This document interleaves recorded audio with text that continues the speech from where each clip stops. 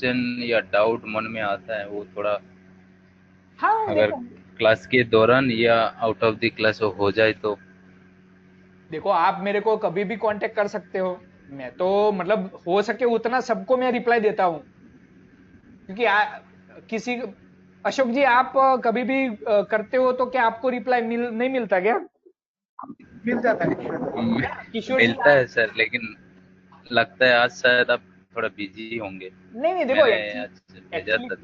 देखो मेरा रूटीन क्या है मैं आपको बता देता हूँ। मैं एक्चुअली कॉर्पोरेट सेक्टर में काम करता हूँ। तो सर।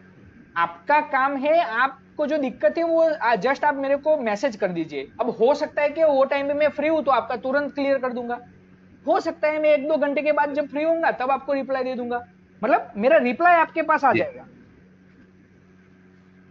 आप अपने तरफ से ऐसे मत सोचो कि मतलब मेरा कुछ डिस्टर्ब होगा, आप मत सोचो। नहीं नहीं नहीं। है ना? आप देखो दिक्कत है तो उसको तुरंत क्लियर करवा दो। सर। क्योंकि डाउट के साथ आगे नहीं बढ़ना है।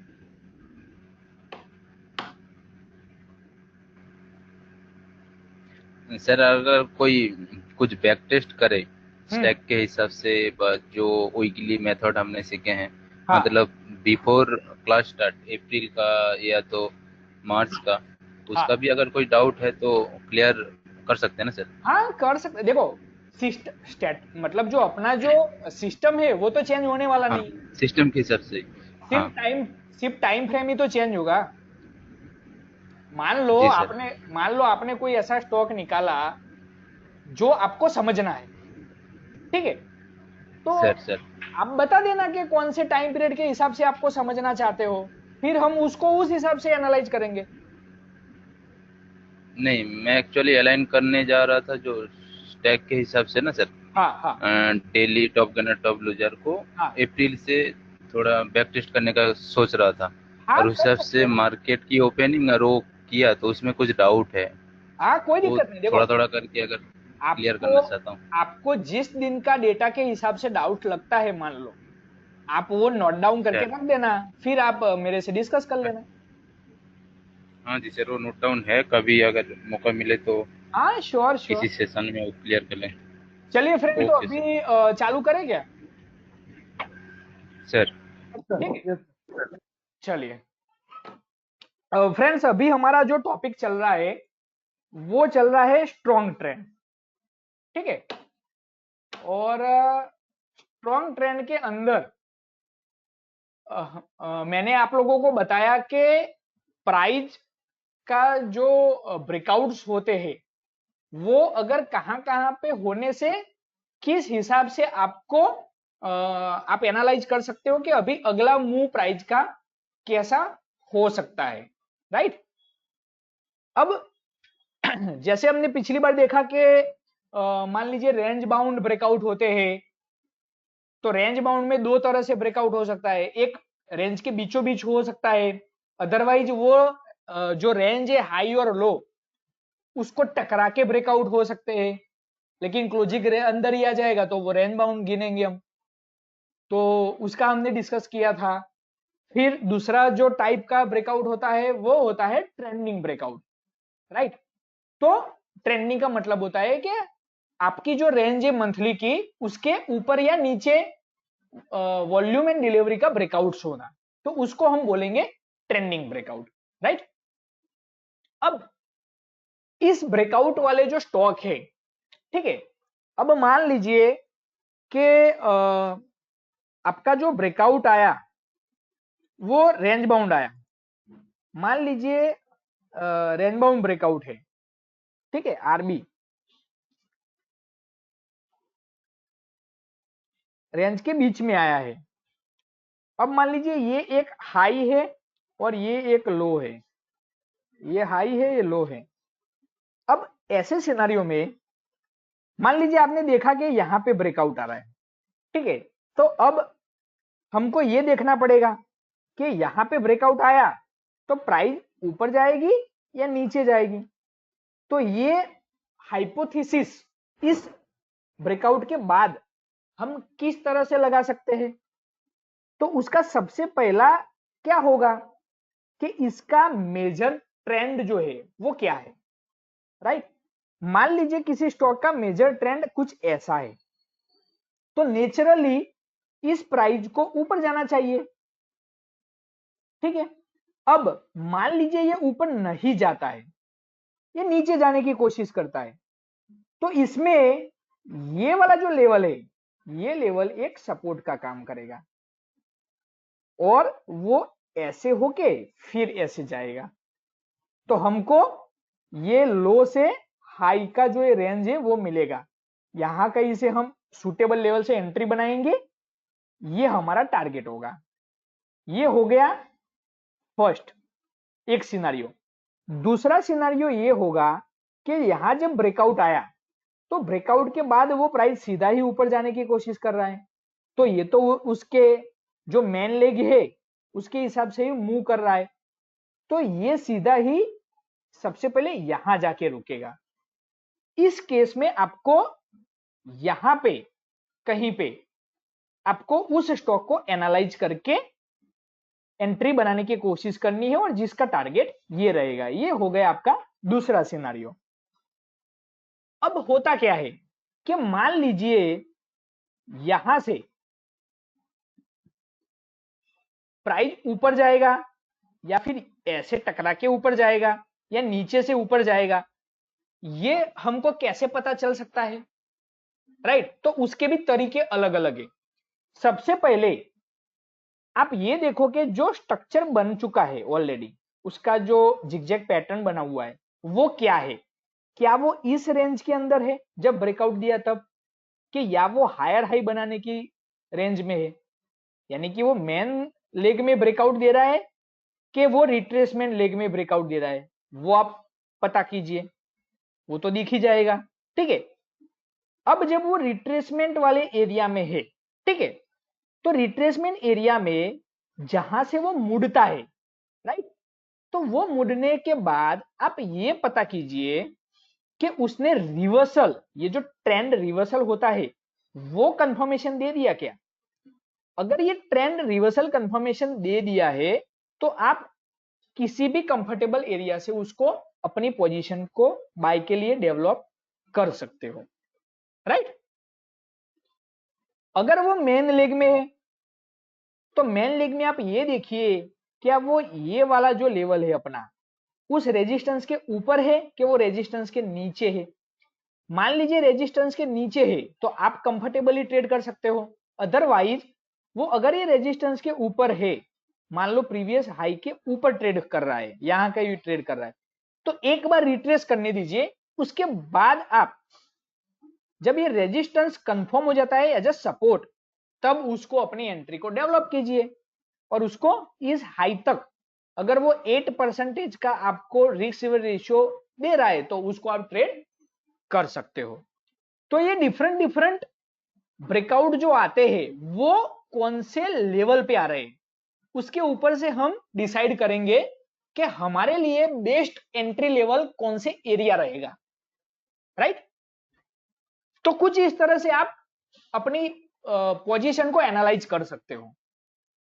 दूसरा एक तरीका ये होता है कि मान लीजिए किसी स्टॉक में आपका ब्रेकआउट आ गया, मान लीजिए अभी हम डिस्कस करते हैं कि मई के अंदर आपके पास कुछ स्टॉक था, सपोज करो कि एक मैं ऐसे ही एग्जांपल ले रहा हूं, मान लीजिए रिलायंस था, ठीक है।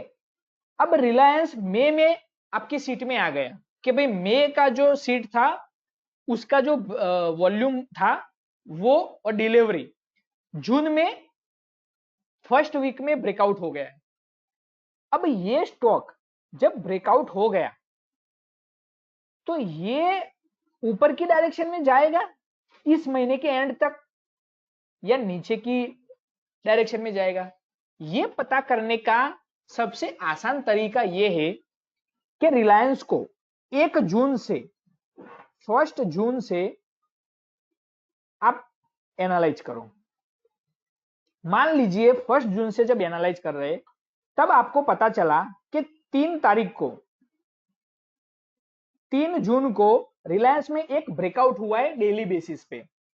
अब वो ब्रेकआउट मोर देन 2 टाइम्स होना चाहिए, राइट, यानी कि अपने प्रीवियस डे के मुकाबले 2 टाइम्स मिनिमम होना चाहिए। आप ये देखो क्या 3 तारीख को 2 टाइम्स वाला ब्रेकआउट हुआ है वॉल्यूम में या डिलीवरी में? अगर आपको डिलीवरी में 2 टाइम्स वाला ब्रेकआउट दिखता है तो आप उसको एनालाइज कर सकते हो। अब मान लो 5 तारीख को फिर से ब्रेकआउट हो गया, ये भी 2 टाइम्स वाला है, ठीक है। अब ये देखो कि जब ये ब्रेकआउट आया दूसरा वाला, क्या ये ब्रेकआउट इस ब्रेकआउट के ऊपर है? राइट, लास्ट प्राइस के हिसाब से मान लीजिए ये जो ब्रेकआउट है सेकंड वाला वो इससे ऊपर है, ये अप साइड में ब्रेकआउट आया है फर्स्ट वाले से, और ये जो सेकंड ब्रेकआउट है 5 तारीख को आया है, तो 5 तारीख का हाई अगर टूट जाता है तो हम बोल सकते हैं कि इस महीने का क्लोजिंग ऊपर की डायरेक्शन में जाने के बाद होगा, जो भी क्लोजिंग होगा वो, ठीक है। वैसे ही मान लीजिए ये सेकंड वाला ब्रेकआउट ये पहले वाले ब्रेकआउट के नीचे आया है और उसका लो ब्रेक हो जाता है, तो हम ये बोल सकते हैं कि डिलीवरी एंड वॉल्यूम ब्रेकआउट होने से प्राइस नीचे गिर रही है, राइट। तो उसमें जो सबसे ज्यादा संभावना है वो ये है कि शायद रिलायंस का इस मंथ का जो क्लोजिंग होगा वो कहीं डाउन साइड में कोई एक लेवल पे जाके होगा। तो ये प्राइस एक्शन से, volume delivery plus price action से आप पूरे महीने का क्लोजिंग कहां होने की संभावना है वो प्रिडिक्ट कर सकते हो इस मेथड से। क्लियर है फ्रेंड्स?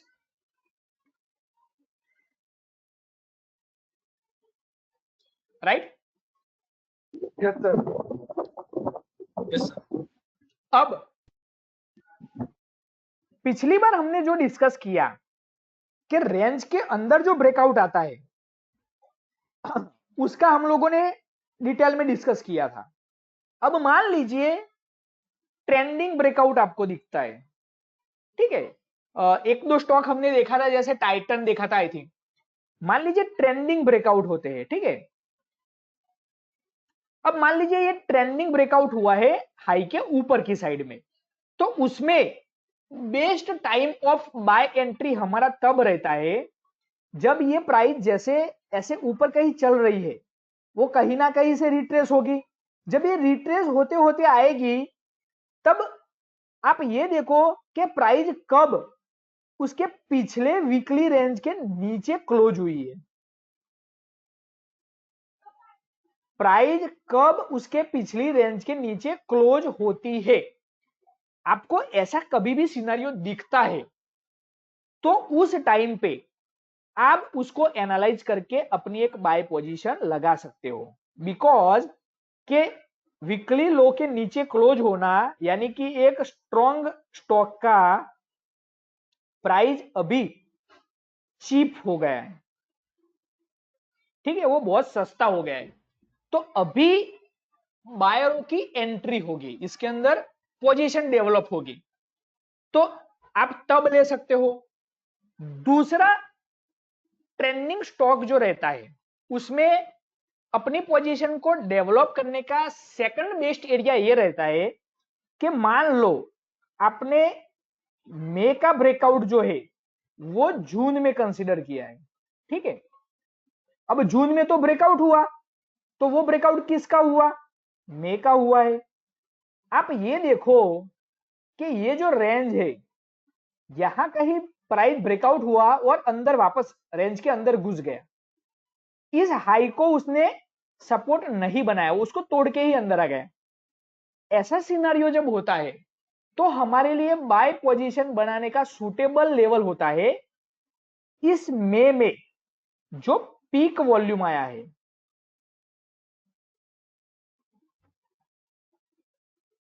उस दिन का हाई साइड का जो लेग वीक होता है वो अदरवाइज उस दिन का IMP कैंडल, इस दोनों लेवल को आप मॉनिटर करो। ये दोनों लेवल हमारे लिए इंपॉर्टेंट लेवल होते हैं ब्रेकआउट्स के लिए। वो यहां से ही ज्यादातर केस में सपोर्ट लेगा और फिर वो अपनी आगे की जर्नी को कंटिन्यू करेगा, राइट। तो आपको कुछ इस तरह से अपनी एनालिसिस को, जो आपके पास लिस्ट आया है, उसके लिए लेवल्स को आपको एनालाइज करना है। और फ्रेंड्स, इस स्ट्रॉन्ग ट्रेंड में हमेशा एक चीज को ध्यान रखना है कि अपनी एंट्री को, अपनी पोजीशन को बनाने में जल्दबाजी नहीं करना है। आपको आपके प्राइस से ही स्टॉक को उठाना है। अगर वो आपके प्राइस पे नहीं आता है, मान लीजिए आपके पास 5 स्टॉक आए हैं, अब हो सकता है कि 2 स्टॉक आपके प्राइस पे नहीं आते हैं, छोड़ दो उसको। हमको 3 पे फोकस करना है, जो आपके लेवल पे आके फिर आपको अच्छी सी एंट्री देते हैं, राइट। तो हम ये 3 पे फोकस करेंगे, हम कभी भी ये 2 के पीछे नहीं भागेंगे, राइट। हम कभी भी ये नहीं मान लेंगे कि ये बीच में से ही कहीं हाई हाई बनाने लगा, रिट्रेस हुआ, अब वो हमारे हाथ से छूट जाएगा। वो छूट जाता है तो उसको छोड़ देना है, उसके पीछे नहीं भागना है। क्योंकि चलती हुई ट्रेंड को अगर पकड़ने जाओगे तो एक्सीडेंट होने का चांसेस सबसे ज्यादा होता है। और हमारी एज अ प्रोफेशनल ट्रेडर हम वो जोखिम कभी नहीं उठाएंगे, राइट। इस चीज को बहुत अच्छे से, क्योंकि बड़े से बड़े लोग यहां पर ही अपना लॉस कर देते हैं। एक सर्वे के अनुसार, ये इक्विटी मार्केट का बीच में एक एजेंसी ने सर्वे किया था, वो सर्वे वर्ल्ड वाइड हुआ था। उस केस में नॉर्मली बोलते हैं कि 100% जो पीपल इस मार्केट में काम करते हैं, उसमें से 90% लोग हैं जो लॉस करते हैं। 8% जो लोग ऐसा है जो इसमें से पैसा बनाते नहीं है, मतलब कभी प्रॉफिट कभी लॉस, कभी प्रॉफिट कभी लॉस, ऐसी सिचुएशन पे रहते हैं। 2% ऐसे हैं जो सिर्फ अमीर बनते हैं इस मार्केट से। अब एज ए प्रोफेशनल ट्रेडर, ये पूरे वर्ल्ड का एक रेशियो है।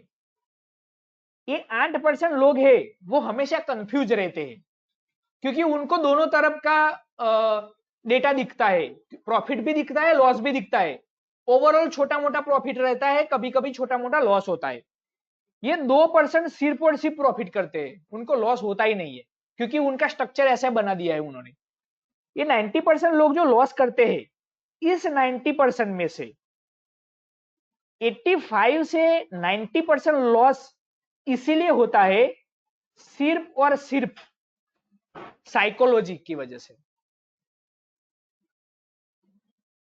क्योंकि आप जब किसी चीज का एनालाइज करते हो, वो एनालिसिस पे आप खड़े नहीं रहते हो।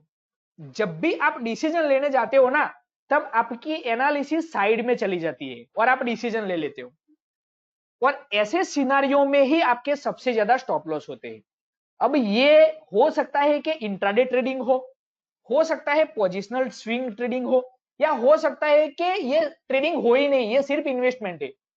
बहुत सारे लोग ऐसा करते हैं कि 5 साल 10 साल 2 साल ऐसा कुछ फंड है तो वो किसी ना किसी स्टॉक में इन्वेस्ट कर देते हैं।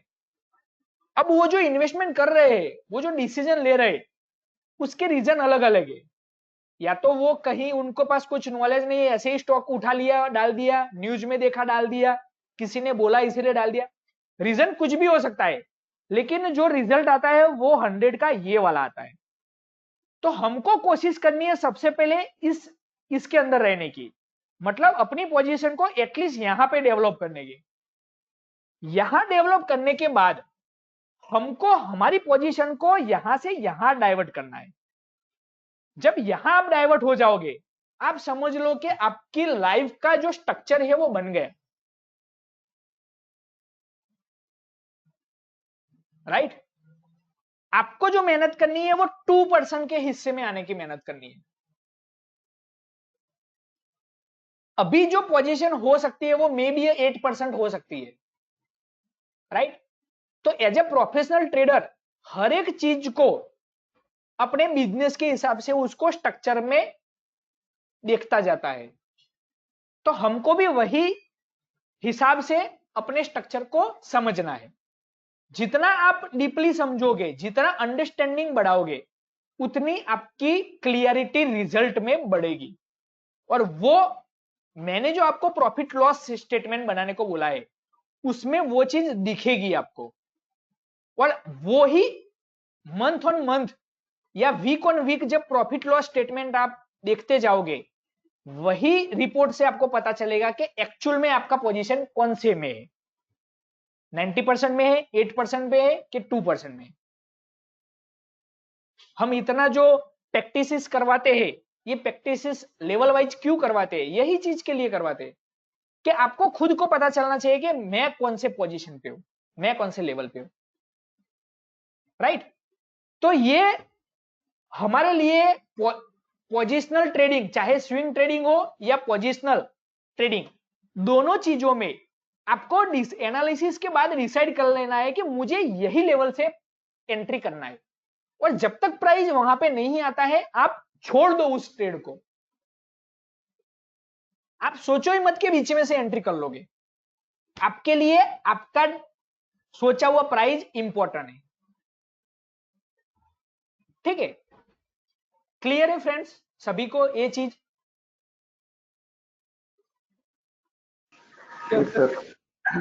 सर आपने जो अभी सिखाया ना, उसके 2 एग्जाम्पल तो अभी इसी महीने में चल रहे हैं। मतलब देखो, ये फैक्ट चीज है, ये मेरा या आपका किसी का रिजल्ट नहीं है। ये जितने लोग इस इंडस्ट्री के साथ जुड़े हैं, क्योंकि फ्रेंड सिंपल है, आपका प्रॉफिट कब आएगा? जब कोई ना कोई लॉस करेगा, तभी तो आपके पास प्रॉफिट आएगा। तो 90% लोग लॉस करते हैं, वही प्रॉफिट ये 2 या 8% वाले लोग लेके जा रहे हैं ना, तो उनको प्रॉफिट का रेशियो सबसे ज्यादा है, क्योंकि उनके पास लूजर बैंड ज्यादा है। लूजर जो लूज करने वाले लोग हैं वो सबसे ज्यादा है ना, 80% 90% लोग हैं। तो इसीलिए वो लोग अमीर होते जा रहे हैं। दूसरा क्या होता है कि पोजिशनल ट्रेडिंग में कुछ लोग ऐसे भी अमीर होते हैं कि उन लोगों को पैसे की जरूरत नहीं होती है। जैसे कि मान लो एक नॉर्मल छोटा सा एग्जांपल मैं बताऊं, बहुत सारे लोग हैं कि किसी के पास 5 करोड़ रुपया है फॉर एग्जांपल, अब उसको रूटीन में चाहिए 1 करोड़ रुपया। अब वो 4 करोड़ रुपया ऐसा सोच के डाल देगा कि भाई 20 साल तक डाल देना है मुझे। अब वो उनके पास थोड़ा बहुत भी नॉलेज है ना, वो सिर्फ निफ्टी 50 में डाल देगा तो भी उसका पैसा डूबेगा नहीं, कुछ ना कुछ वो अर्न करके निकलेगा। लेकिन उसके पास उतना नॉलेज होना चाहिए कि वो निफ्टी 50 में डाले। उसी जगह पे मान लीजिए कोई बी कैटेगरी या सी कैटेगरी की छोटी कंपनी में ऐसे ही डाल दिया किसी के कहने पे या कोई भी न्यूज देख के, तो उसमें उतनी श्योरिटी नहीं है कि उतना रिटर्न मिल पाएगा, हो सकता है उसका पैसा डूब भी जाए, है ना। तो और निफ्टी 50 में प्लस पॉइंट ये रहता है कि जो कंपनियों का फिल्टर है वो पहले तो एक्सचेंज कर देता है, क्योंकि एक्सचेंज को अपने इंडेक्स का रिजल्ट बढ़ाना है, अपने इंडेक्स का रिजल्ट खराब नहीं करना है। इसके लिए वही पहले तो डिसीजन लेता है कि कौन से कंपनी को इस इंडेक्स के लिस्ट में रखना है। तो कोई किसी के पास ज्यादा नॉलेज नहीं है, सिर्फ पैसा है, वो ऐसे डिसीजन से भी पैसा वाला बनता है। लेकिन एज हमको हमारे प्रोफेशनल ट्रेडर एक करियर की शुरुआत करनी है, तो हमको तो वो नहीं सोच सकते, हमको तो हमारे पास तो जो भी नॉलेज चाहिए वो सारा होना चाहिए, तभी हम उस टाइप की सोच के साथ आगे बढ़ पाएंगे, राइट। तो हमको कुछ इस तरह की एनालिसिस की जरूरत पड़ेगी कि ट्रेंड के साथ कैसे चलते हैं, कहां से प्राइस को ज्यादातर उठाते हैं, राइट। तो ये सारी चीजों को हमको देखना पड़ेगा। क्लियर है फ्रेंड्स? क्योंकि ये बहुत इंपॉर्टेंट स्ट्रक्चर है, इसको हम छोड़ नहीं सकते, हमारे लिए बहुत इंपॉर्टेंट है, और इसको मैं सबसे ज्यादा वेटेज देता हूं, यही चीज को मैं वेटेज देता हूं। आप कभी 8% की जगह पे 7% प्रॉफिट ले लोगे, चलेगा, कोई दिक्कत नहीं। लेकिन एंट्री गलत कर दी ना, तो स्टॉप लॉस होने का चांसेस ज्यादा है। मुझे वो 2% बचाना है, अगर मैं 2% बचाने का सीख गया ना, 7-8% मुझे आराम से मिल जाएगा, उसमें मुझे दिक्कत नहीं आएगी। 1-8% कम मिलेगा, मुझे कोई टेंशन नहीं है। अगर हम एफडी करते हैं तो पूरे साल में 6-7% मिलता है। अगर मेरा स्टॉक साल में भी 10%, 12%, मान लो एक एवरेज बोल रहा हूं, मान लो 12% भी अर्निंग करके दे रहा है, तो एटलीस्ट एफडी से डबल है, राइट। तो इस सारी चीजों को हम साथ में लेके चलेंगे और वही तरीके से हम एनालाइज करेंगे। Clear friends? Yes sir. चलिए,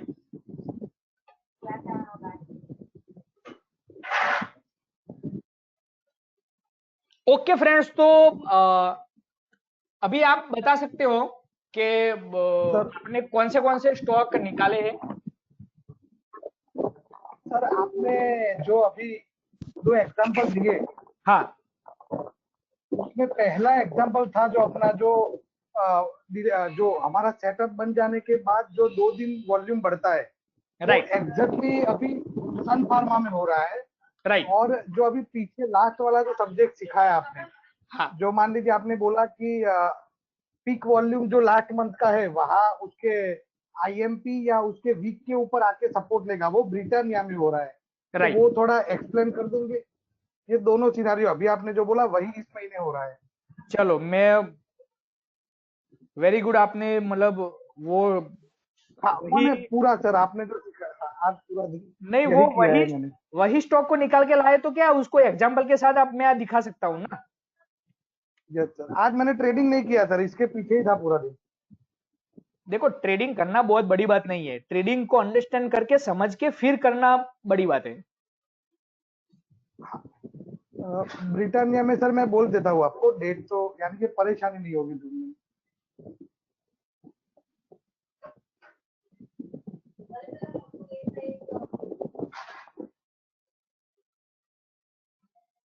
अशोक भाई, बारिश ચાલુ છે તમારા ત્યાં ગાંધીનગરમાં? વરસાદ? हाँ सर, અત્યારે હા થોડો ઘણો એટલે આમ છાંટા ને એવું આવે છે क्योंकि अभी અને પવન છે અત્યારે। हाँ फ्रेंड्स, अगर मान लो कभी ऐसा होता है कि मेरे यहाँ पे बहुत हैवी रेन अभी जस्ट शुरू हुआ है, तो मान लो क्लास में दौरान ही अगर इलेक्ट्रिसिटी चल गई, मतलब चली गई, तो क्लास बंद हो जाएगा, तो थोड़ा कंसीडर कीजिएगा। हो सके उतना मैं कवर कर लूंगा। कोई दिक्कत नहीं है सर, कोई दिक्कत नहीं। आप ठीक है। मैसेज डाल देना तो फिर वो तो दूसरे दिन हो जाएगा। देखिए, वो तो अभी बारिश। हाँ, ब्रिटानिया में हम अगर मई का दिन देखे तो 29 में सर। मई शुरू हुआ था 4 मई से,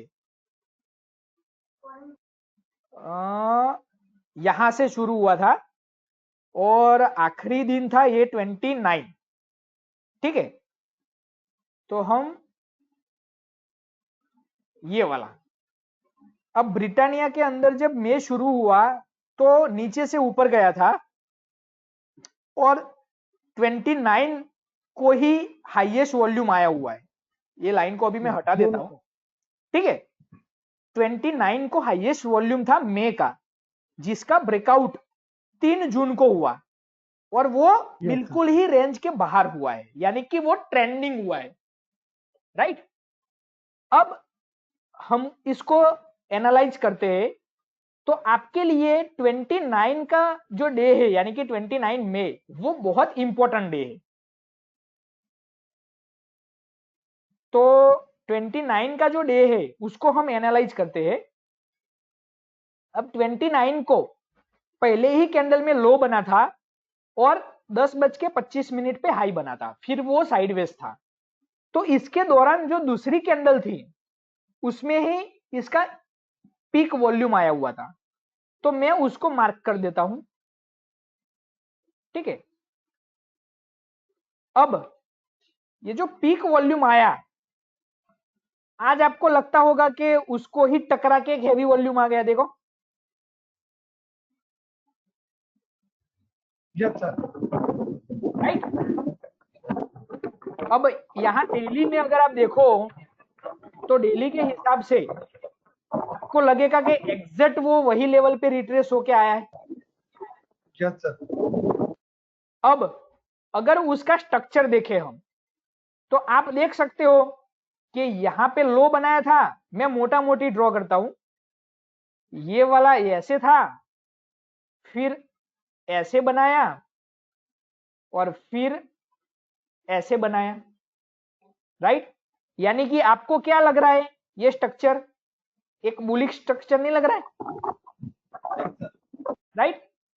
तो एक बुलिश स्ट्रक्चर है, बुलिश स्ट्रक्चर के अंदर हमको ये दिख रहा है कि मंथ के हाई के ऊपर ट्रेंडिंग ब्रेकआउट हुआ है, राइट। ट्रेंडिंग ब्रेकआउट होने के बाद प्राइस रिट्रेस होके पिछले महीने का जो पीक वॉल्यूम था उसके इंपॉर्टेंट लेवल पे आके अभी आज रुकी हुई है, राइट। अब आप इसको वॉच कीजिए। सबसे पहले ये इस वाले दिन का लो नहीं तोड़ना चाहिए, राइट। इसके लो के नीचे कंफर्टेबली ट्रेड नहीं करना चाहिए। मान लो कभी ऐसा हो सकता है कि लो के नीचे जाके वापस अंदर आके बंद हो जाए, लेकिन इसके लो को प्रोटेक्ट करना चाहिए क्योंकि इसका लो सपोर्ट है, ठीक है। अब आपको अगर दिखे कि वो यहां से पलटने की कोशिश करता है तो आप इसमें अपनी एक बाय पोजीशन को डेवलप कर सकते हो विथ टारगेट इसका हाई, 3 जून का हाई। अब आप देख लेना कि 3 जून के हाई से ये वाला जो लेवल है वो आपको क्या 8% का गेन देता है क्या? मान लीजिए एक मोटा मोटी हम कैलकुलेशन शिप देखते हैं कि इसका जो एंट्री है वो मान लीजिए सॉरी इसका हाई पहले देख लेते हैं 3708, हम मोटा मोटी ये देख लेते हैं कि 3700 है और यहां एंट्री 3400 पे ले लेते हैं तो करीब करीब 300 रुपए का यहां पे दिखता है। 300 डिवाइड बाय 3400 तो मुझे समझ में आता है कि ये 8.8% है, यानी कि मेरे रिस्क रेशियो से ये परफेक्ट है। इसमें मैं जब मुझे डाइवर्जन यहां पे सपोर्ट लेता हुआ प्राइस दिखेगा तो मैं अपनी बाय पोजीशन को मैं यहां पे डेवलप कर सकता हूं, राइट।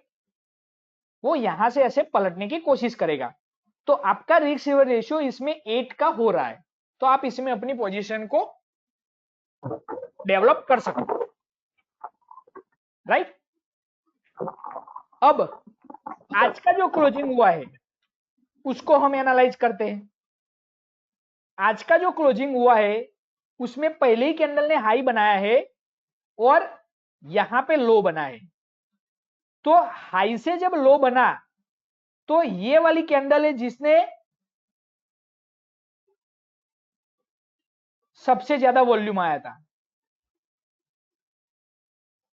अभी हम बोल सकते हैं कि प्राइस वीक बंद हुई है। अब हो सकता है देखो इसका घूमने का सिम्टम्स क्या होगा, जनरली घूमने का सिम्टम्स ये होगा कि इसने पहले तो आज के दिन पे हाई वॉल्यूम से इस वाले दिन को ब्रेकआउट किया है, यानी कि 9 जून को हाई वॉल्यूम से ब्रेकआउट करके नीचे गया है। अगर इसको यहां से पलटना है इसके नीचे एक भी कैंडल क्लोज नहीं आएगा हाई वॉल्यूम से। इसको अगर पलटना है तो सबसे पहले ये क्या करेगा, मुझे जहां तक लग रहा है या तो वो नीचे जाके ओपन प्राइस के हिसाब से यहां पे सपोर्ट बनाएगा। ओपन प्राइस वाला मेथड सबको पता है ना, ये वाला ऐसा सिनारियो बनाए, ऐसा कैंडल बनाएगा, प्राइस एक ग्रीन वोलेटिलिटी रिड्यूस करेगा, हाँ वॉलेटिलिटी रिड्यूस करेगा, एक ग्रीन कैंडल बनाएगा और उस ग्रीन कैंडल में एक सपोर्ट बनेगा क्योंकि ये सपोर्ट है तो सपोर्ट को कंफर्म करने के लिए वो एक सपोर्ट का फॉर्मेशन बनाएगा।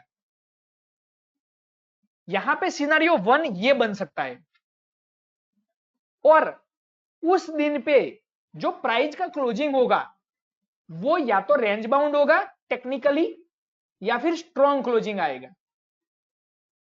ठीक है। पॉइंट नंबर 2, दूसरा तरीका यह हो सकता है कि वो यहां पे एक इनसाइड कैंडल बना दे, राइट।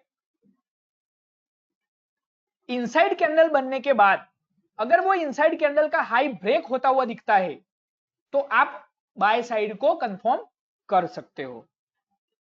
सिनेरियो नंबर 3, हो सकता है कि कल एक लो वॉल्यूम से रेड कैंडल बना दे, प्राइस गिरने की कोशिश करेगा लेकिन ये दोनों लाइनों को नीचे जाके वापस ऊपर आके बंद हो जाएगा, ठीक है, और उसमें वॉल्यूम नहीं बढ़ेगा। तो मुझे जो लग रहा है इस लेवल को देखते हुए कुछ ये 3 सिनेरियो में से एक सिनेरियो बनना चाहिए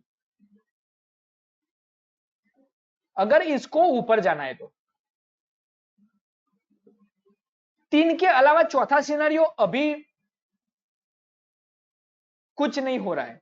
या तो चौथा सिनेरियो ऐसा बने कि कल ओपन होके ही इस कैंडल के हाई के ऊपर जाके बंद हो जाए, मतलब हाई वॉलेटाइल कैंडल बन जाए। हो सकता है कभी कभी, बहुत रेयर केस में होता है ऐसा स्ट्रक्चर। अभी जो नॉर्मल कंडीशन है वो ये है कि उसको घूमने के लिए धीरे करके ही वो वॉलेटिलिटी को रिड्यूस करेगा, और जब वॉलेटिलिटी रिड्यूस होगी तो यही 2-4 पैटर्न है जो रिपीटेड होती है,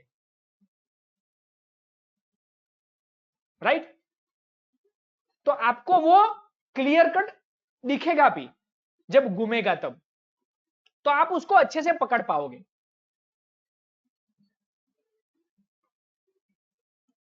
लेकिन इसका जो स्ट्रक्चर है वो यही समझ में आता है कि वो यहां से घूमेगा। अब मान लीजिए वो यहां से नीचे जाने की कोशिश करता है, मान लीजिए इस लेवल को तोड़ के नीचे जाने की कोशिश करता है, वो कहां तक जा सकता है?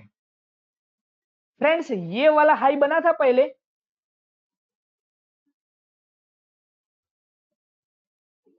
Swing high. Yes sir, yes sir. अब आपको लगता है कि जो हाई वॉल्यूम आया वो उसका लो भी वही है?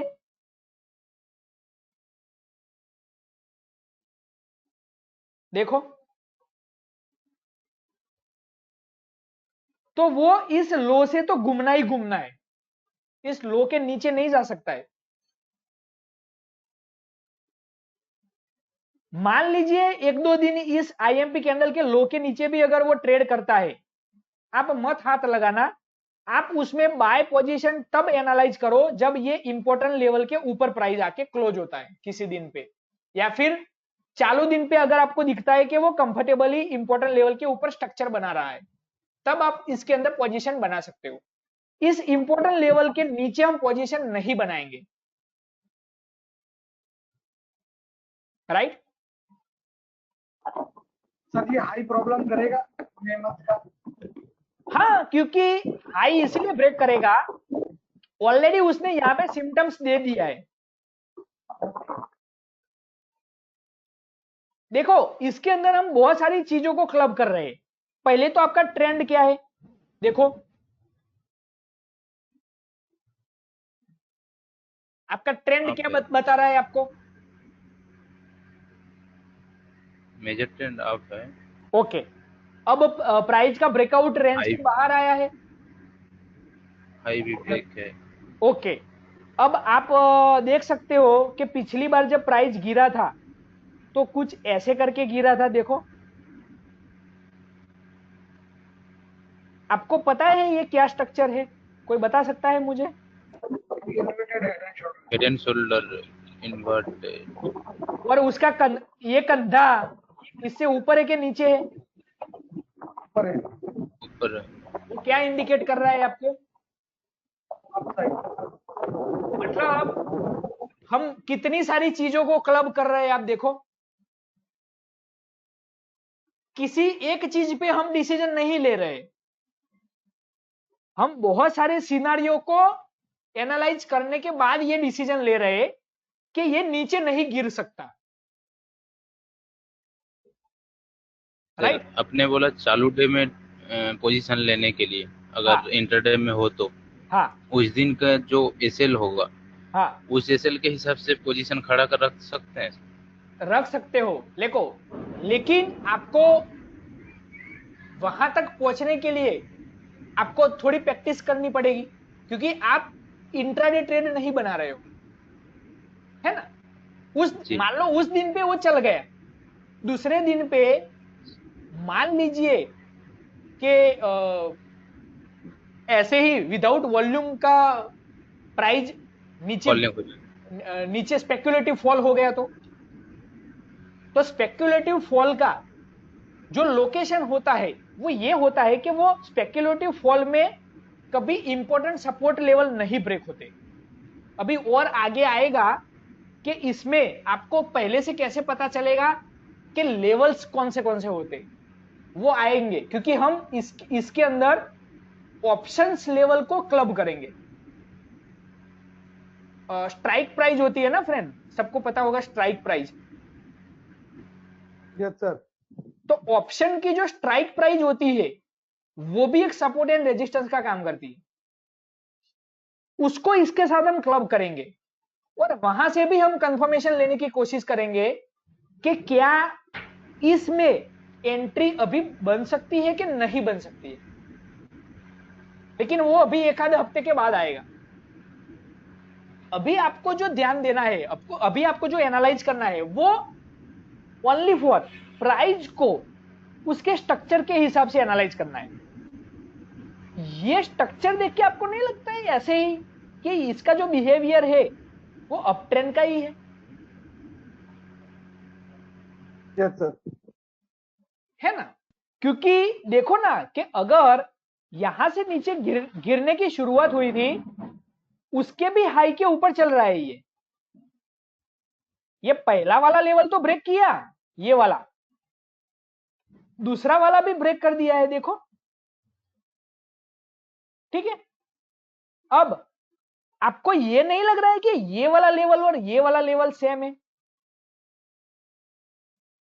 ये वाला लेवल सेम है, नहीं लग रहा है आपको? आपको नहीं लगता है कि ये रेजिस्टेंस बना हुआ था? Yes sir. तो रेजिस्टेंस के ऊपर प्राइस चली गई तो अभी क्या बनना चाहिए? सपोर्ट बनेगा सर ये। आपको अभी से पता है ना कि ये क्या बनेगा? Yes sir. जब इतने सारे चीजें कंबाइन हो रही है तो कैसे गिर सकता है भाई? आप जैसा सोच रहे हो, आपको नहीं लगता कि जो प्रोफेशनल ट्रेडर 8 और 2% यानी कि 10% में आते, शायद वो भी ऐसा ही सोचते होंगे?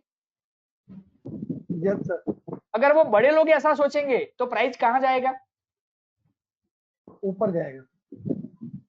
साइकोलॉजी मैच करो आप।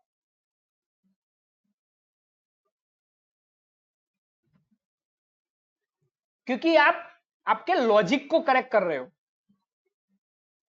आप किसी स्टॉक को ऐसे ही ट्रेड नहीं कर रहे हो।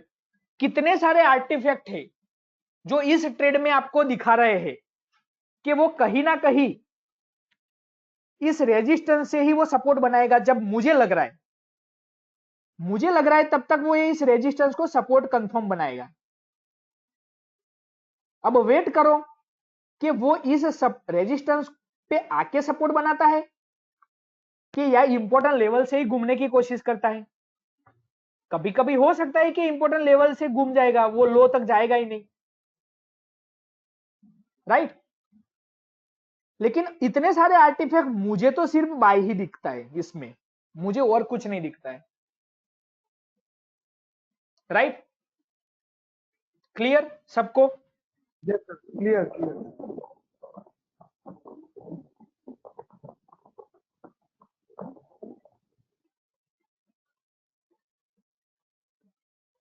कोई डाउट्स किसी का इस एग्जांपल के नहीं, साथ? इसमें नहीं है।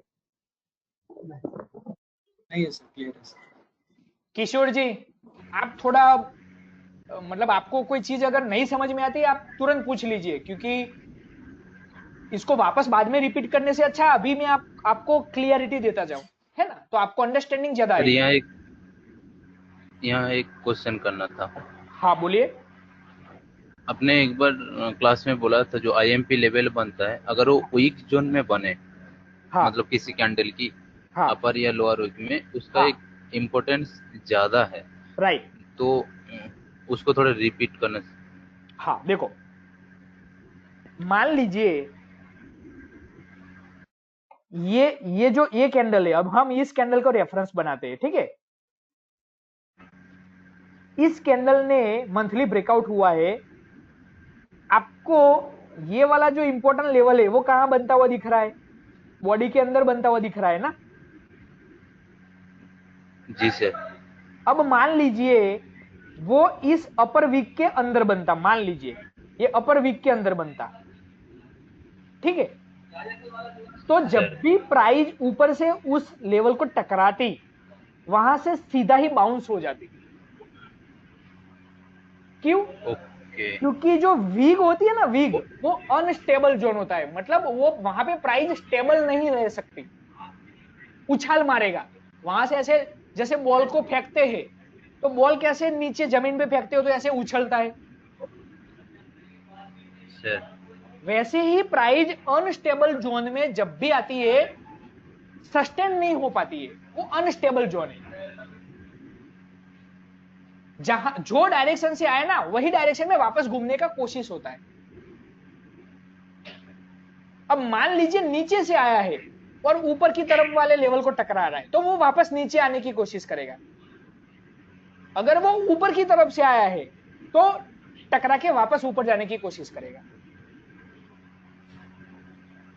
उसका सिनारियो ये होता है, मैं यहां पे आपको ड्रॉ करके दिखाता हूं। मान लीजिए एक ऐसी कैंडल है, उसका ये वीग है और ये वीग है, ठीक है।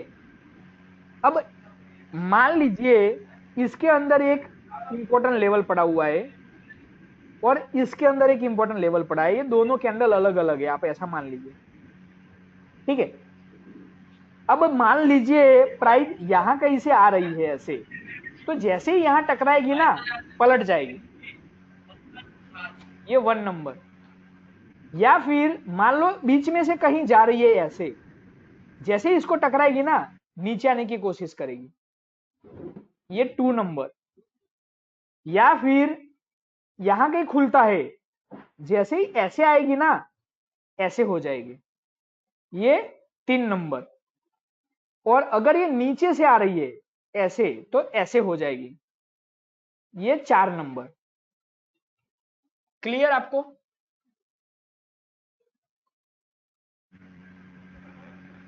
सर एक क्लियर है। कंफ्यूजन? नो सर, इसमें कन्फ्यूज नहीं, मतलब राइट, इसका स्ट्रेंथ ज्यादा होगा बॉडी के कंपैरिजन में। Right, right. अब वो जब प्राइस नीचे से जाएगी तो वो रेजिस्टेंस साइड में देगा, जब प्राइस ऊपर से आएगी तो वो सपोर्ट साइड में देगा, ये तो नेचुरल है, सर राइट। तो उस हिसाब से उसका बिहेवियर रहेगा।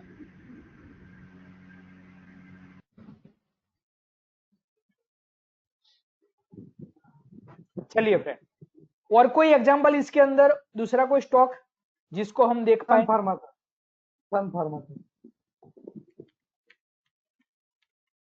सर, अगर किसी और का स्टॉक हो तो वो भी ले लेना, किसी को ऐसा ना लगे कि मैं ही पूछ हाँ रहा हाँ, आप देखो फ्रेंड, किसी का भी कोई है आप मुझे बताइए, मैं उसको क्लियर करूंगा। हूँ। हाँ, क्योंकि किसी को ऐसा नहीं लगना चाहिए कि अशोक से बोल रहे हैं।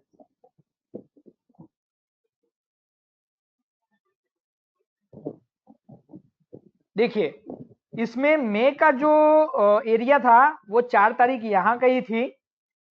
पहले वो उसने लो बनाया और फिर हाई बनाया 29 को, और उसके अंदर जो सबसे ज्यादा वॉल्यूम आया है वो 4 तारीख को ही आया है, राइट। और 4 तारीख का जो ब्रेकआउट हुआ है वो हुआ है 1 जून को, 1 जून को। ठीक है। पहले ही दिन ब्रेकआउट हुआ और अंदर आके ब्रेकआउट हो गया। अब इसका जो इंपॉर्टेंट लेवल है 4 तारीख का, वो हम देखते हैं, 4 मई का।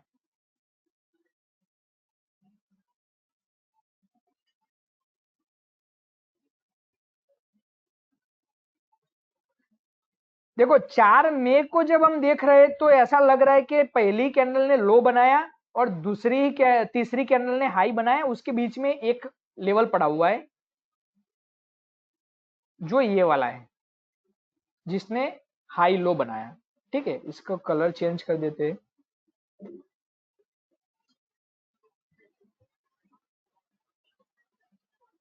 हम्म ठीक है, अब 1 तारीख पे आ जाते हैं। 1 तारीख पे जब ब्रेकआउट हुआ तो वो प्राइस ऊपर से आके अंदर बंद हो गया। ठीक है, अब उसको डेली में ओपन कर लेते हैं कि वो रेंज के अंदर आके बंद हो गया। जब रेंज के अंदर आके बंद हो गया तो या तो वो लो पे जा सकता है या फिर ऊपर जा सकता है वापस, ऐसे बीच में से। वो पता कैसे चलेगा? तो उसके लिए हमको पास्ट देखना पड़ेगा। जब पास्ट देखेंगे तो ये देखेंगे कि उसने लो कब बनाया था। तो लो बना था कुछ 30 मार्च को। ठीक है, और 30 मार्च को जब लो बना, उसके बाद जब हाई बना तो ये वाला ही बना है, क्योंकि उसके बीच में कहीं लो ब्रेक नहीं हुआ है। राइट, और उसके बाद उसका जो स्ट्रक्चर बना था वो कुछ इस तरह का बना था। उसके बाद जो बना वो कुछ ऐसा बना, और फिर ऐसा लो साइड में बन गया। ठीक है, तो हम ये बोल सकते हैं सबसे पहले तो कि इसका स्ट्रक्चर कुछ ऐसा बना। अब इसमें मुझे प्रीवियस ट्रेंड देखना पड़ेगा। क्यों? क्योंकि इसके अंदर एक बाइंग स्ट्रक्चर मुझे अभी भी क्लियर नहीं हो रहा है, तो मैं पिछला हिस्सा देखूंगा। पिछला हिस्सा अगर मैं मेजरली देखूं तो कुछ ऐसा था। मैं मोटा मोटी स्ट्रक्चर ड्रॉ करता हूं। ठीक है, अब मोटा मोटी स्ट्रक्चर ड्रॉ किया तो मुझे यह समझ में आ रहा है कि सबसे पहले इसने इस वाले हाई को ब्रेक कर दिया था। ठीक है, तो अब जब ये रिट्रेस होगा तो मुझे ये लग रहा था कि इस वाली रेंज तक आ सकता है और यहां से सपोर्ट लेने की कोशिश कर सकता है, क्योंकि इससे ऊपर का हाई बन चुका है। तो इसमें ट्रेंड रिवर्सल मुझे कंफर्म दिख रहा है। जब प्राइस और ऊपर गई तो मुझे यह दिखने को लगा कि इसका भी हाई ब्रेक हो चुका है। राइट, तो मेरे मन में यह था कि यहां से जब गिरना शुरू हुआ था तो वो उस लेवल से सपोर्ट बनाएगा। तो हम देखते हैं कि पहली बार प्राइस कहां से गिरा था, तो पहली बार यहां कहीं गिरा था। ठीक है, तो आपको दिख रहा है कि उसने वही लेवल को सपोर्ट बनाया, देखो। राइट, अब सबसे पहले तो ऐसे प्राइस आया, जब उठना लगा तो मुझे लगा कि इस हाई को तोड़ देगा, लेकिन वापस गिर गया। तो मुझे यह था कि एक ये लेवल था, दूसरा ये वाला लेवल था। अब वापस जब रिट्रेस हो रहा था तो यहां पे कहीं उसने मे का लो बनाया, फिर हाई बनाने लगा। अब जब हाई बनाने लगा तब हम स्ट्रक्चर को एनालाइज करते हैं, क्योंकि हमने इतना स्ट्रक्चर ड्रॉ कर दिया। अब आप जब स्ट्रक्चर को ड्रॉ कर रहे हो तो आपको यह पता चला कि यहां पे उसने कुछ ऐसा स्ट्रक्चर बनाया। ठीक है, अब जब ऐसा स्ट्रक्चर बना है, फ्रेंड्स, ये वाला क्या है,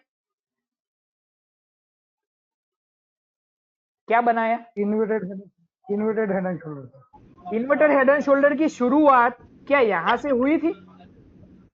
यस सर। ये स्टार्ट पॉइंट ले सकता हूं मैं। Yes sir. तो इन्वर्टर पैटर्न जब दिखता है, ठीक है, तो सबसे पहले कंफर्मेशन मिलता है। तो मिलने के बाद ज्यादा चांस क्या होता है रिट्रेसमेंट का, कि जहां से शुरुआत हुआ था उधर तक वो जाएगा कंप्लीट करने के लिए। क्या आपको दिखता है ओके कि ओके। उधर जाके कंप्लीट किया उसने? Yes sir. जब ये ब्रेकआउट हुआ उस दिन पे जब मैंने एनालाइज किया तब ये स्ट्रक्चर ऑलरेडी बन चुका था। राइट, क्योंकि ये दो लो तो कंफर्म हो चुके थे और ये जो दो हेड थे ये वाले, इसके ऊपर प्राइस ऑलरेडी जा चुकी थी। यहां पे ये हाई, ये दोनों हाई से ऊपर है। तो मैं ये बोल ही सकता हूं कि जहां से शुरुआत हुई है शायद अभी प्राइस उस डायरेक्शन में मूव होगा। ठीक है, अब मुझे वेट करना है कंफर्मेशन का। तो कंफर्मेशन के लिए मैं क्या कर सकता हूं? तो जो पिछले महीने का जो इंपॉर्टेंट लेवल था उसके ऊपर कंफर्टेबली प्राइस को एनालाइज कर सकता हूं, यानी कि इस इंपॉर्टेंट लेवल के ऊपर। तो इस इंपॉर्टेंट लेवल के ऊपर प्राइस कौन से दिन पे क्लोज हुआ? दूसरे दिन क्लोज हो गया, देखो, ठीक है, 2 जून को।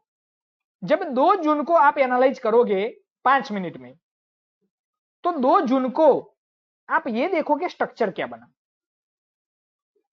अब 2 जून को हम एनालाइज करते हैं। 2 जून को जब मैं एनालाइज कर रहा था तो मुझे यह समझ में आया कि उसके अंदर प्राइस ओपन हुआ और हाई बनाया। हाई बनाने के बाद जो सबसे ज्यादा वॉल्यूम आया था वो इस कैंडल पे आया था, यानी कि 9:35 पे। ठीक है, ये 9:35 पे मैंने एक बॉक्स ड्रॉ कर दिया।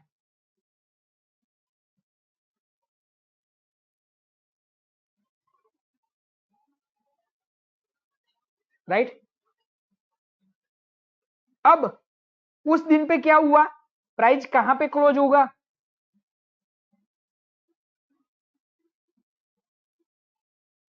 इंपॉर्टेंट लेवल के नीचे क्लोज हुआ, यानी कि प्राइस वीक होके क्लोज हो गया। राइट, क्लियर है ना? Yes sir. प्राइस वीक होके क्लोज हो गया, लेकिन क्या इस रेंज में वापस गया? इस इंपॉर्टेंट लेवल के अंदर वापस गया? क्या नहीं गया, उसके ऊपर ही क्लोज हुआ है। अब ये ऊपर क्लोज हुआ तो आपको लगता है कि दूसरे दिन हायर हाई स्ट्रक्चर बना दिया? इसके दो कंपैरिजन में देखो,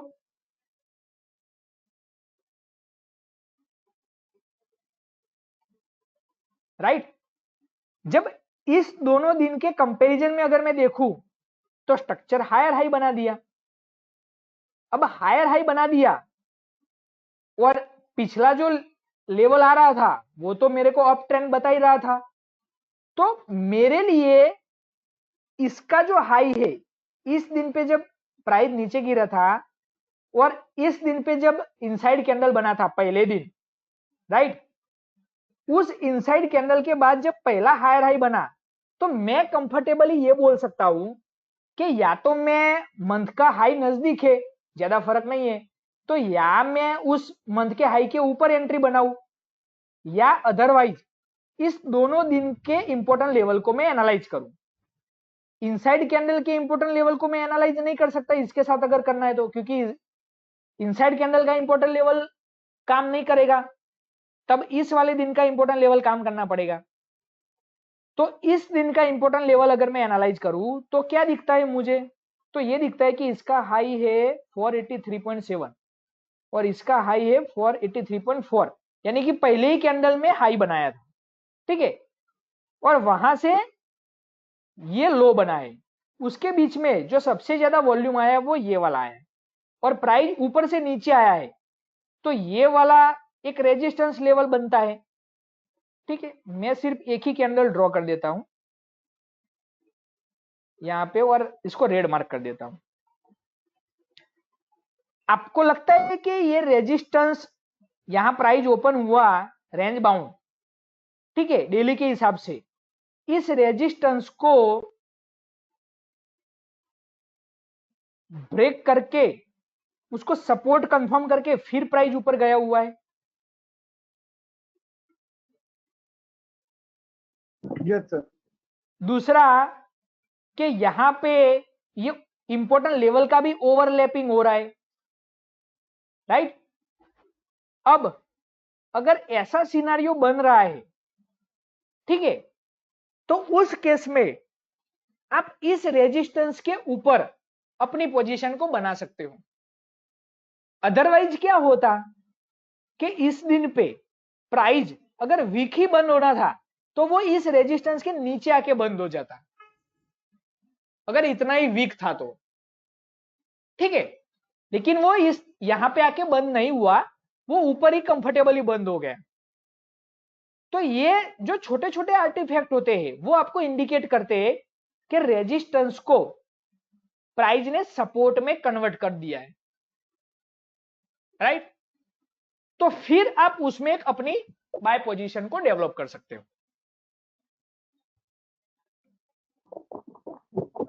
सर आपने जो अभी थोड़ी देर पहले सिखाया था ना कि 2 दिन वॉल्यूम 2 टाइम से होना चाहिए, हाँ वो भी इसके अंदर था, तो वो समझना था एक्चुअली। वो था 4 जून को 2 टाइम वॉल्यूम बढ़ा है डिलीवरी, देखो, और एक 9 जून को बढ़ा है। हाँ जनरली क्या होता है, मैं आपको उसके लिए हमको रिपोर्ट में जाना पड़ेगा। अब जैसे सन फार्मा ले लेते हैं, और सर बारिश शुरू हो गई। वो बारिश बारिश बहुत हेवी चालू है।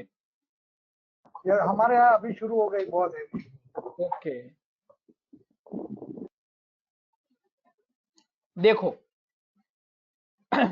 मैं जिस चीज का बात कर रहा हूं वो ये कर रहा हूं कि सबसे पहले इसमें जो ब्रेकआउट हुआ था वो इस 2 दिन के बीच में हुआ था, जो डबल था। अच्छा ठीक है, उसके बाद जो डबल ब्रेकआउट हमको दिख रहा है वो ये वाले 2 दिन है। अच्छा। ठीक है, यानी कि अगर मैं डे के हिसाब से गिनूं तो एक 9 तारीख आ रही है और एक आ रही है 4 तारीख। ठीक है, अब आप ये देखो कि 9 तारीख का जो लास्ट प्राइस है वो कितना है, 498.45। 498.45, और इसका लास्ट प्राइस क्या है। 196। ओके, तो आपको प्राइस के हिसाब से जब भी ब्रेकआउट होता है प्राइस कहां पे जाती हुई दिख रही है। Upside sir. ओके, अब ये देखो कि 9 तारीख का जो हाई है वो किस दिन पे ब्रेकआउट होता है। अगर 9 तारीख का हाई ब्रेकआउट हो गया तो हम ये कह सकते हैं कि इस मंथ का जो क्लोजिंग होगा वो इसके ऊपर ही होगा। राइट,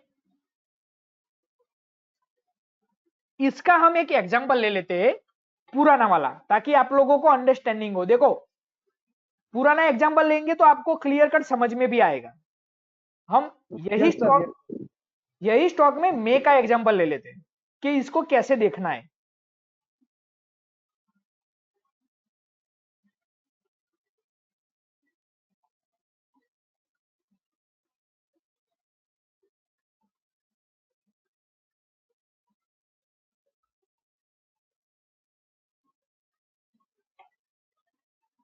देखो, ये पूरा महीने का है।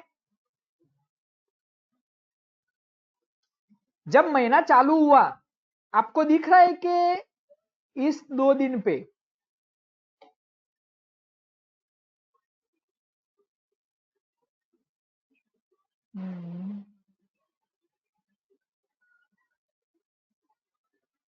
ये 2 दिन थे आपके ब्रेकआउट वाले, यानी कि 6 मई था एक।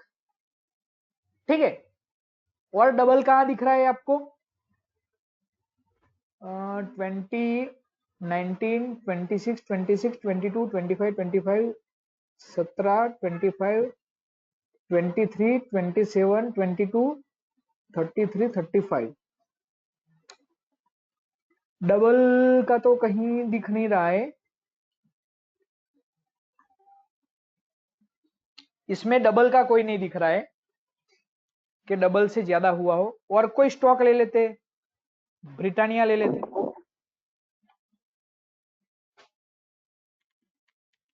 कोई भी सर, आपको अगर पूरा लगता है इस लिस्ट के बगैर तो भी बता दीजिए।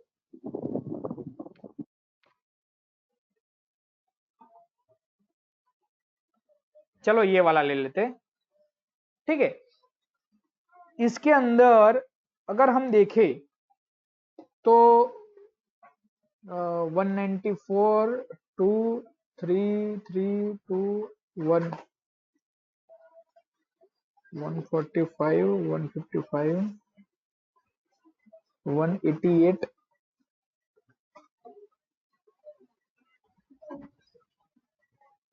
194, 3, 4, 2। 27 मई को हुआ है सर डबल। नहीं, लेकिन एक्चुअली वो लास्ट में हुआ ना, हमको शुरुआत से कोई 2 रेफरेंस चाहिए। इसमें भी नहीं दिख रहा है ऐसा कोई सिनारियो। चलो और रिलायंस में ले लेते हैं, शायद आपको इसमें कुछ एग्जांपल मिल जाए।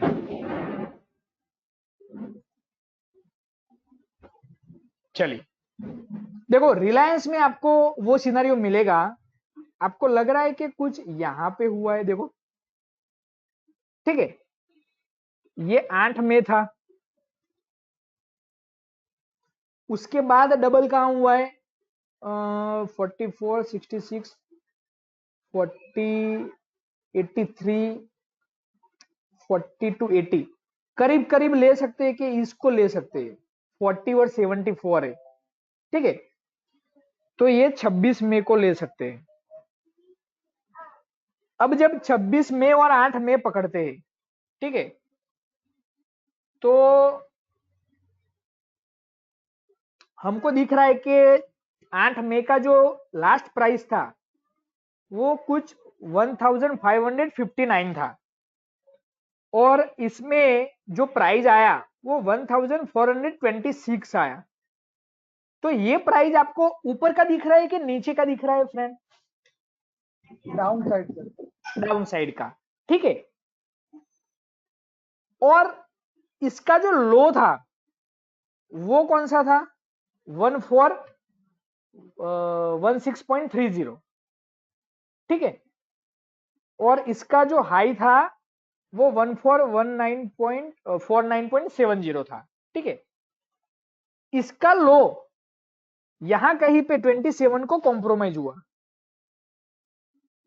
इस दिन पे कॉम्प्रोमाइज हुआ, ठीक है। तो उस दिन जब इस मंथ का क्लोजिंग हुआ तो वो इस दिन के ऊपर नहीं जा पाया। अगर आप चार्ट देखोगे तो चार्ट में स्ट्रक्चर क्या दिखाएगा, इसका जो हाईएस्ट प्राइस पड़ा हुआ है वो कौन सा है, ये वाला 1615, राइट।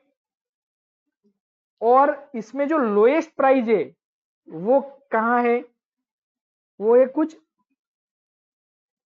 1393, और इसका क्लोजिंग कहां हो गया 1470, 1470 पे, राइट। तो हम ये बोल सकते हैं कि इसका जो क्लोजिंग हुआ कुछ ऐसा कैंडल बना जो रेड था, वो अप साइड में प्रोसीड नहीं हो पाया, आखिरकार वो ऊपर नहीं जा पाया। एक्चुअली ये बहुत लेट आया है इसीलिए आपको ऐसा दिखता है। अगर वो शुरू शुरू में कोई एग्जांपल मिल जाते ना तो आपको पता चलता कि वो किस तरह का ट्रेंड दिखाता है। ऐसा कुछ किसी के ध्यान में अगर कोई स्टॉक है तो बता सकता है, तो मैं आप लोगों को परफेक्ट एग्जांपल दे पाऊं।